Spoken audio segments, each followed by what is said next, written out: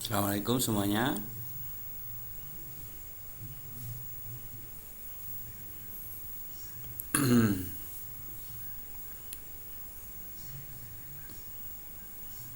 Udah ya. eh, kita ini akan melanjutkan untuk materi geografi, yaitu tentang desa.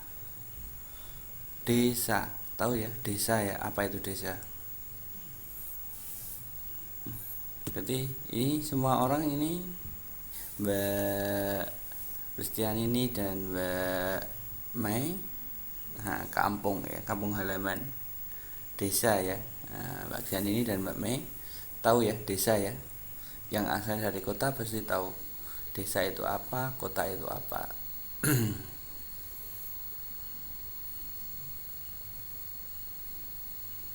Nah, desa itu adalah bisa dikatakan, pengertiannya ya, desa itu bisa dikatakan adalah kumpulan atau tata cara masyarakat dalam bersosialisasi, ya, kelompok itu ya. Kelompok masyarakat itu bisa disebut dengan desa. Nah, kelompok orang hidup berarti itu di situ ada tempat bekerja, ada rumah, ada tempat kegiatan ekonomi dan sebagainya. Ini adalah bisa dinamakan dengan desa. Berarti desa itu adalah sekelompok manusia yang hidup dan bersosialisasi dan juga melakukan tindakan dalam suatu lingkungannya. Ini adalah sebuah desa. Desa berarti kalau orang desa berarti ya hidupnya itu biasanya di pinggir-pinggir kota, itu desa, bedanya situ. Nah, sekarang struktur spesial desa, berdasarkan kondisi alam sekitarnya itu menentukan pola keruangan dan sisi lain dari sebuah desa. Berarti letak yang pertama adalah letak ya, desa dilihat dari letaknya. Berarti kalau gimana Mbak Ksian ini, Mbak Mei, desa biasanya letaknya itu bagaimana? Rata-rata desa itu tempatnya di tengah kota atau di tengah-tengah kabupaten atau di pinggiran kabupaten atau bagaimana kalau desa itu?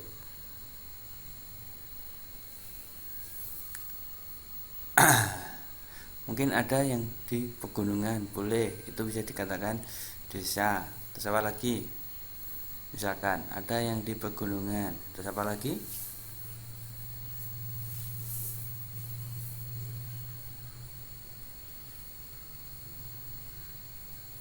Selamat malam Mbak Miwin.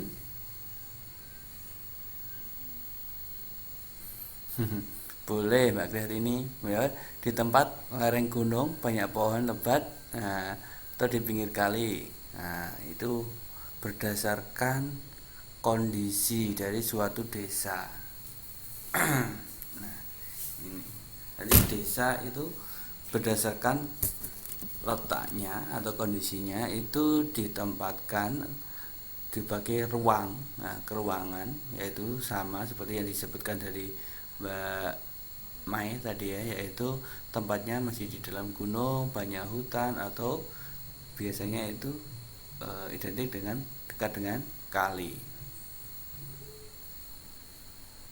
Nah itu, nah mungkin bisa yang lainnya Mbak kesian ini itu ya, pasti di desa itu masih tidak banyak kendaraan, masih asri dan juga banyak sawah itu isinya. Nah itu dalam pandangan kita sebagai desa, berarti kita bisa tahu desa itu apa sih. Nah, katakan saya itu satu desa dengan Mbak Mai, tapi apa itu desa, kan seperti itu. Kita harus belajar apa itu desa, kenapa harus dipelajari kan seperti itu.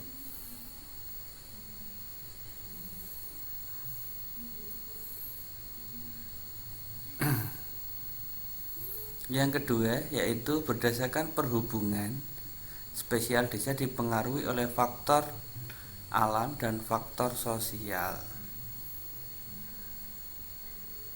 Jadi struktur spesial dari desa itu dipengaruhi oleh faktor alam dan faktor sosial.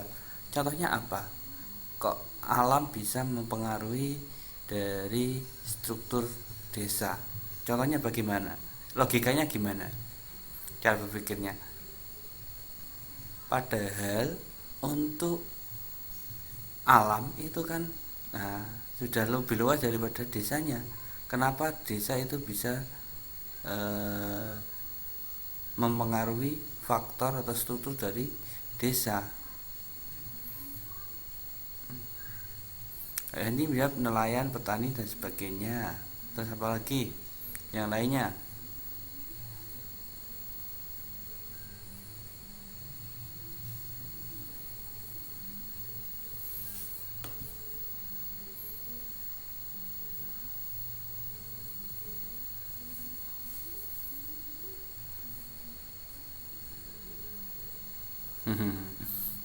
Mbak Wiwin menjawab jalan yang masih belum baik kondisinya. Yang lainnya bagaimana? Kenapa alam itu dapat mempengaruhi atau mempengaruhi faktor, salah satu faktor dari struktur sosial spesial dari sebuah desa?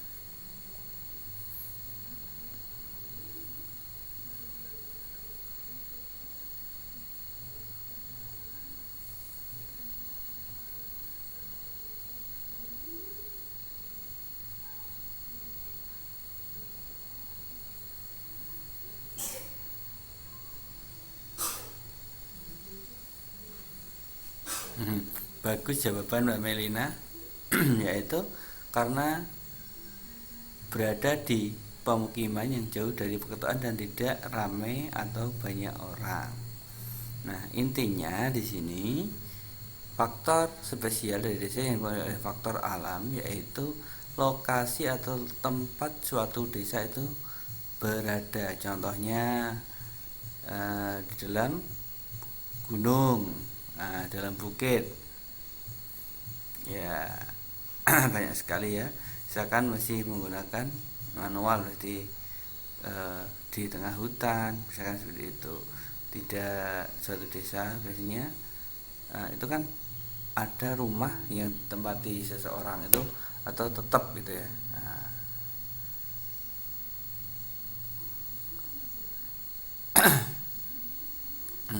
Alam mempengaruhi di sini adalah bagaimana alam bisa mengaruhi sistem sosialnya dari seseorang, karena alam itu sekarang banyak yang dimanfaatkan, banyak sekali ya manfaatnya. Ada yang digunakan untuk perabotan rumah dan sebagainya, sehingga alam bisa itu memberikan manfaat bagi desa tersebut. Nah, dengan begitu maka ekonomi dalam suatu masyarakat ini bisa makmur dan sebagainya. Contohnya yang lain adalah suatu desa yang terletak di bukit yang terpencil. Nah, ini kan sangat mempengaruhi dari kondisi masyarakatnya. Mungkin cara berekonomi, cara bertransaksi dan sebagainya. Beda ya. Orang yang masih dalam keadaan di tengah hutan, suku-suku di tengah hutan dengan suku-suku atau desa-desa di pinggiran kota. Nah, ini pasti bedanya sangat sekali, kelihatan sekali ya. Betul apa tidak?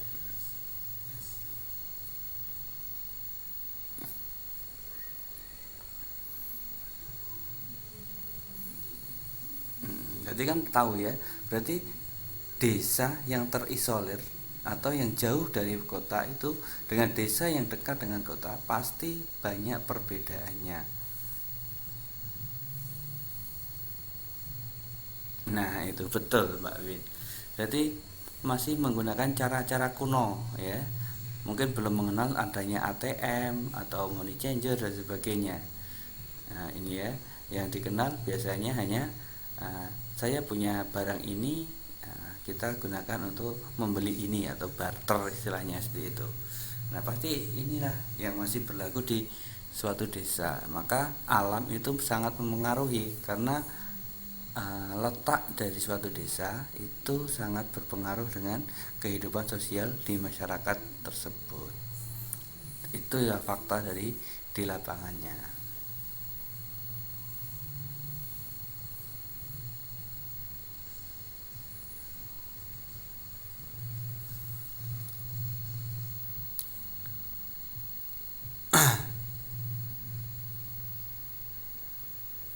Sekarang faktor alam itu juga mengenai pola keruangan sistem perhubungan antara lain iklim, tanah, topografi, tata air dan sumber daya alam. Faktor sosial.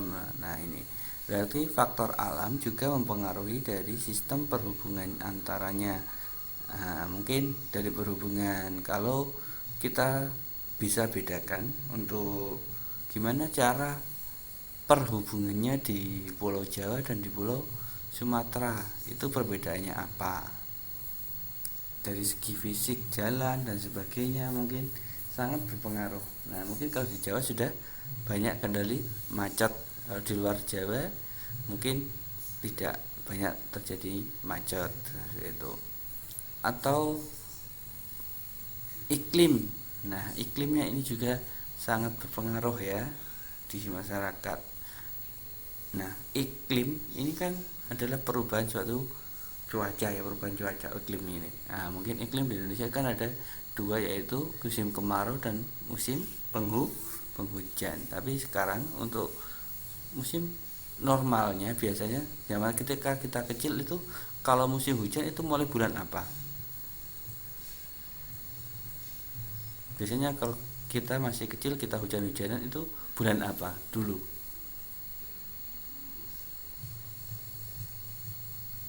Antara bulan November, Oktober, November, Desember itu ya dulu, tahun 9 bulan lah. Nah, atau 90 ke bawah itu kan kalau hujan itu pasti masih bisa diprediksi, yaitu bulan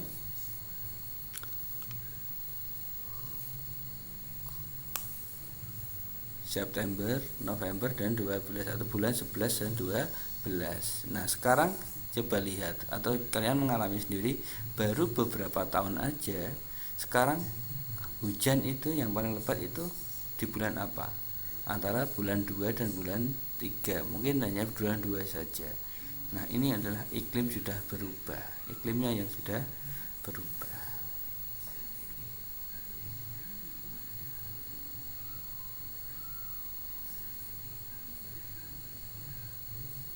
Nah, faktor sosial itu meliputi ke tingkat ekonomi, mutu pendidikan dan adat istiadat dan kebudayaan. Nah,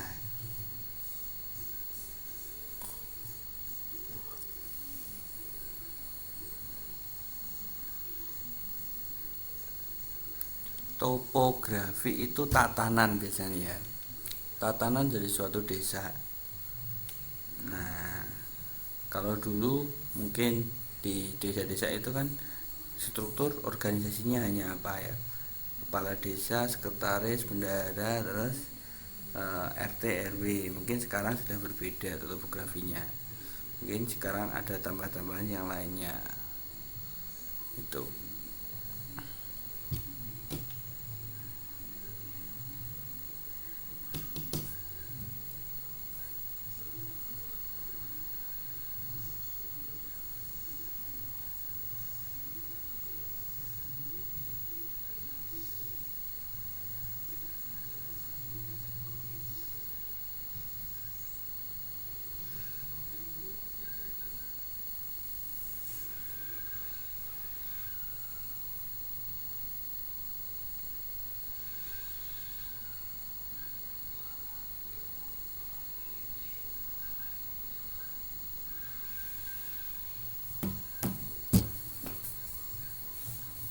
Berarti faktor sosial meliputi tingkat ekonomi ya, tingkat ekonomi. Kita berbeda kebutuhan ekonomi di desa dan di kota, itu pasti kita bisa membandingkan saja. Kalau ekonomi di desa itu terlalu buat itu sederhana ya. Nah, beda biasanya kalau di kota ya. Nah, ini kalau di kota ekonominya, prinsip ekonominya itu kan berbeda-beda. Kalau di desa mungkin yang penting ada barang, ada uang atau barang dibagi sama rata sesuai kesepakatan. Sistem ekonomi adalah di desa. Nah, mungkin di desa saya mau cerita. Nah, mungkin tidak terlalu lama, masih tahun-tahun kemarin itu masih juga ada yang namanya barter ya. Jadi itu kan ekonominya, tingkat ekonominya tidak diukur dengan uang, atau tidak ada berpengaruh terhadap pemasukan pemerintah, karena masih menggunakan cara kuno, yaitu cara barter. Nah, barter itu istilahnya kan apa, kalau anak kecil itu ijolan barang gitu ya. Buku dijoki buku, atau buku satu dijoki pensil tiga dan sebagainya, itu barter. Ya betul, betul Mbak Wiwi.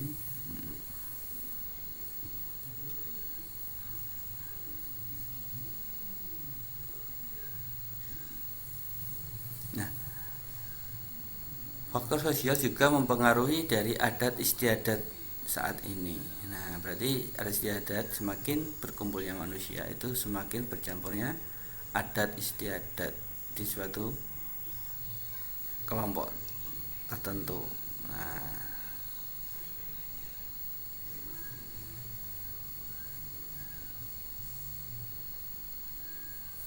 nah, contohnya seperti ini, yang merubah adat istiadat misalkan perkawinan ya. Nah, dalam istilah perkawinan, misalkan ada orang Sunda mendapatkan orang Jawa, ini kan adatnya sudah berbeda. Nah, ini pertukaran adat ini, atau pemberian adat ini biasanya memunculkan adat baru, yaitu kombinasi antara adat Jawa dan mungkin adat Melayu dan sebagainya. Ini akan menjadikan berbeda. Berarti misalkan ada lagi, contohnya apa lagi yang mempunyai adat istiadat,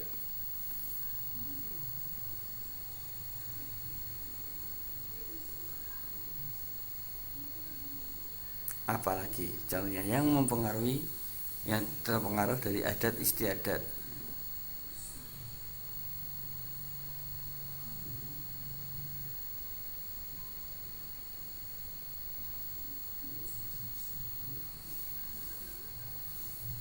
Berarti kita tahu faktor sosialnya, yaitu yang mempengaruhi adat istiadat itu biasanya adalah pertukaran budaya dan sebagainya. Contohnya ada ya kebudayaan luhur dan sebagainya, ada disebabkan oleh perkawinan, mungkin adanya budaya-budaya baru dan sebagainya yang masuk melalui media TV atau yang lainnya. Ini akan berpengaruh terhadap adat istiadat yang dahulu. Nah, ini ya betul Mbak Rafiq. Biasanya untuk adat istiadat orang barat atau turis yang berkunjung ke suatu negara, ini akan sedikit bisa merubah, yaitu apa namanya, mengakibatkan terkontaminasinya adat istiadat, atau adanya perubahan sedikit tentang adat istiadat. Nah, ini. Nah, dulu kita kecil tidak mengenal apa yang namanya Valentine, apa itu Valentine, hari kasih sayang dan sebagainya. Sekarang ada ya, nah, mulai tahun 2000 ternyata tiba-tiba ada muncul hari Valentine atau hari kasih sayang, harus bagi-bagi jual dan sebagainya. Nah, ini adalah masuknya budaya asing terhadap uh, budaya negara atau suatu negara. Ini adalah tidak sengaja, itu adalah faktor sosial yang mengakibatkan adat istiadat itu berubah.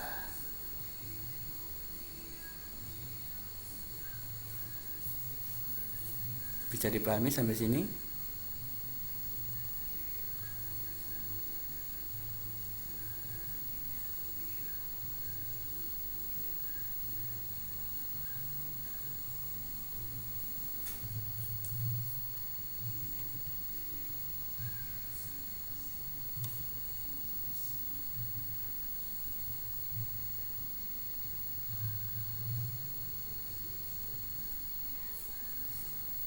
Unsur-unsur desa. Nah, desa dapat dikatakan desa, atau suatu lokasi dapat dikatakan desa apabila mempunyai unsur-unsur berikut. Yang pertama yaitu mempunyai daerah. Daerah itu apa artinya daerah? Siapa yang tahu daerah? Apa? Siapa yang tahu daerah? Daerah itu apa? Ayo, daerah itu apa?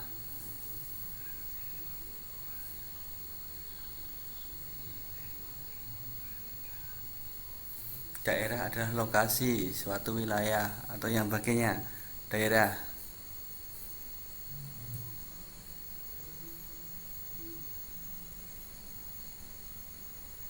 Nah, boleh. Wilayah, tempat dan sebagainya, daerah. Berarti dia itu mempunyai wilayah, atau mempunyai daerah. Wilayahnya sampai mana? Ada batas-batas. Batasnya batas selatan itu apa? Batas timur, batas utara dan sebagainya, itu mempunyai batas. Ada batasannya suatu daerah. Karena kalau luas daerah itu, uh, satu pulau mungkin tidak akan menjadi suatu desa, tapi itu akan berubah menjadi kota. Nah, ini kita lihat desa itu mempunyai luasan apa yang kecil ya, nah, dibandingkan yang lain-lainnya. Biasanya desa itu lingkupnya lebih kecil atau mempunyai luas yang lebih kecil. Itu beda dengan kota. Kalau kota biasanya lingkupnya lebih besar. Nah, dan sebagainya. Yang kedua yaitu unsurnya adalah harus ada penduduk. Masih ada daerah pasti harus ada punya penduduk. Kalau ada daerah tapi nggak ada orangnya juga tidak dapat dinamakan sebuah desa, karena apa? Tidak ada kehidupan di sana. Nah, berarti itu bukan desa atau wilayah. Nah, itu dinamakan dengan apa ya, istilahnya itu tidak ada tuannya itu loh. Ya, berarti kalau apa, saya lupa istilahnya itu ya. Kalau tanah tanpa kehidupan itu apa istilahnya, saya lupa. Ya mungkin bisa ya, tak berpenghuni jadi, atau bisa dikatakan juga berubah menjadi apa, alas atau hutan itu ya. Nah, ini, nah dan sebagainya, ini adalah contoh dari unsur desa. Yang ketiga yaitu mempunyai tata kehidupan. Artinya apa di sini? Dia di situ ada tata kehidupan, ada tata keorganisasian, misalkan ada RT, RW, ada petinggi atau kepala desa dan sebagainya sampai RT, RW, itu ya ada tata kehidupan di sana.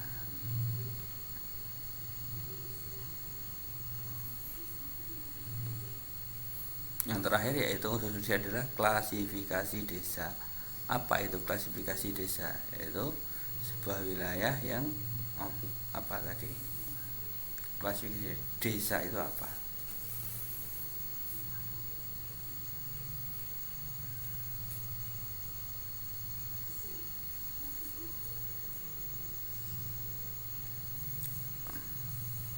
Apa?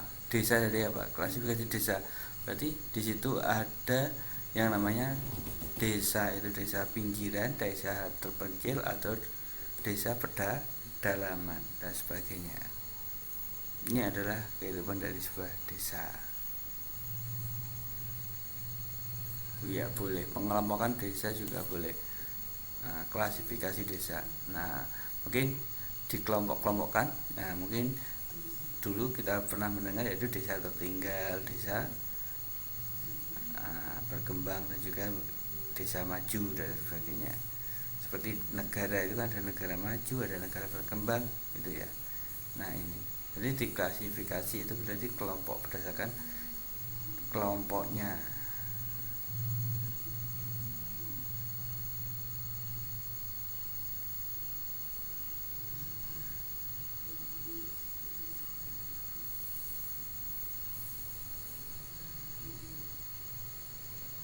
Nah, sekarang tadi adalah berdasarkan unsur-unsurnya ya, desa itu. Sekarang adalah desa diklasifikasikan berdasarkan potensi.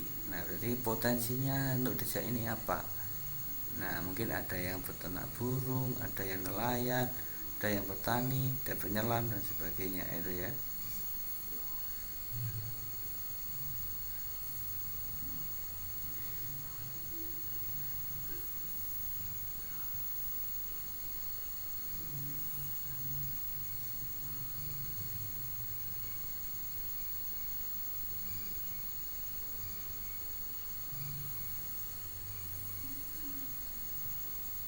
Oke, berarti untuk pengembangan desa di sini banyak sekali berpotensi tinggi. Artinya apa? Potensinya ini adalah tinggi. Berarti untuk maju suatu desa ini lebih cepat, lebih berpotensi untuk majunya desanya, bisa menjadikan kota dan sebagainya. Nah, biasanya kalau seperti ini terjadi itu dalam pemekaran suatu wilayah yang asalnya jadi A mungkin sudah menjadi B dan sebagainya dan seterusnya itu ya. Selanjutnya adalah berpotensi sedang, berarti dalam iklim dan sebagainya, nah, tapi bisa berkembang itu. Nah, contohnya sekarang kan banyak sekali ya suku-suku di Indonesia ini yang sedang berkembang. Contohnya banyak sekali ya. Kalau kita sebutkan satu-satu, mungkin kita tidak tahu kelompok sukunya ini.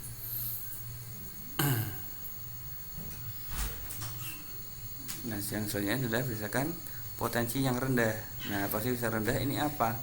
Di situ terdapat mungkin tidak ada lahan pertanian yang subur, atau terdapat di suatu relatif lebih tinggi, dataran tinggi, atau mungkin sulit untuk dijangkau oleh orang lain dan sebagainya ini. Dan lain-lain ini ya. Nah, banyak sekali. Berdasarkan potensinya ada potensi tinggi. Berarti potensi tinggi ini artinya adalah desa itu akan berpotensi untuk meningkat atau berpotensi untuk lebih unggul. Berpotensi sedang berarti bisa maju tapi perlu perbaikan. Kalau rendah berarti banyak faktornya. Nah, berarti bisa maju tapi dengan beberapa PR yang sangat banyak, contohnya seperti itu cara ringkasnya.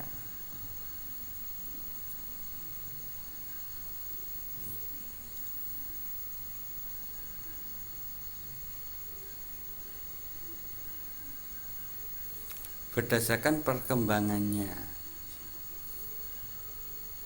Nah, jadi berdasarkan perkembangan desa itu ada desa tradisional, desa swadaya, dan desa swakarya. Berarti ada desa tradisional, desa swadaya, dan desa swakarya. Kalau desa tradisional itu apa? Kira-kira apa? Di situ desa tradisional itu apa? Desa tradisional.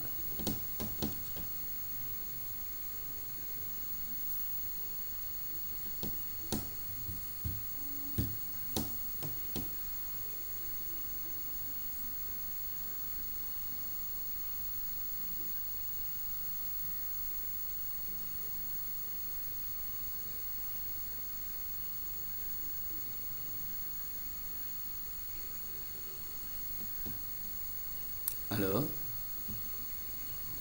Ya, mungkin desa tradisional, desa terpencil.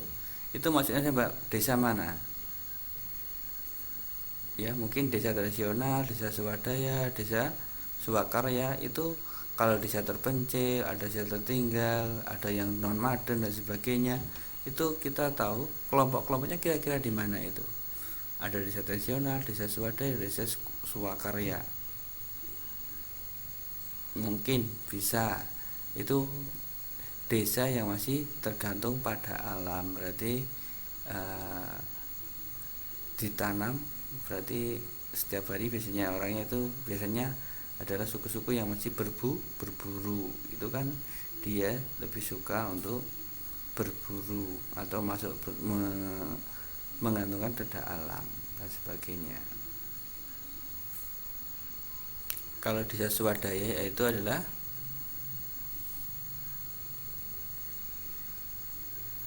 yaitu desa swadaya, yaitu penduduknya masih sedikit atau masih jarang, seperti lahan-lahan yang baru jadikan transmigrasi. Ini kan orangnya sedikit-sedikit ya, yang banyaknya pohon-pohon produksi orang-orang, lahan-lahan untuk produksi, bukan pohon-pohon ya, maaf.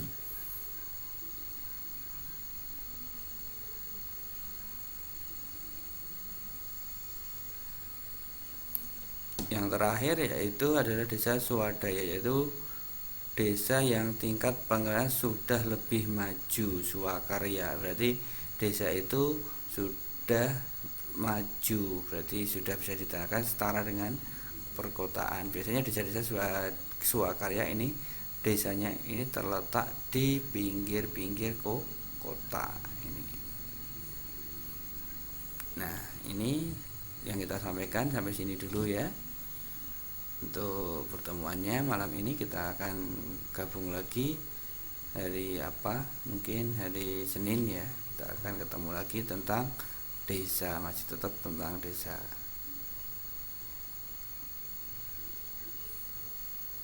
Untuk malam ini cukup sekian dulu untuk pertemuannya. Selamat beristirahat. Jangan lupa persiapan untuk UTS-nya, UTS ya. UPK ya, kelas 3 ya, UPK silakan dikerjakan dengan baik. Semoga semuanya bisa berjalan dengan lancar. Ini untuk materinya akan saya upload di kelas, bisa dipelajari sendiri di rumah. Oke. Untuk malam ini kita cukupkan sekian dulu, ketemu lagi hari Senin. Assalamualaikum warahmatullahi wabarakatuh.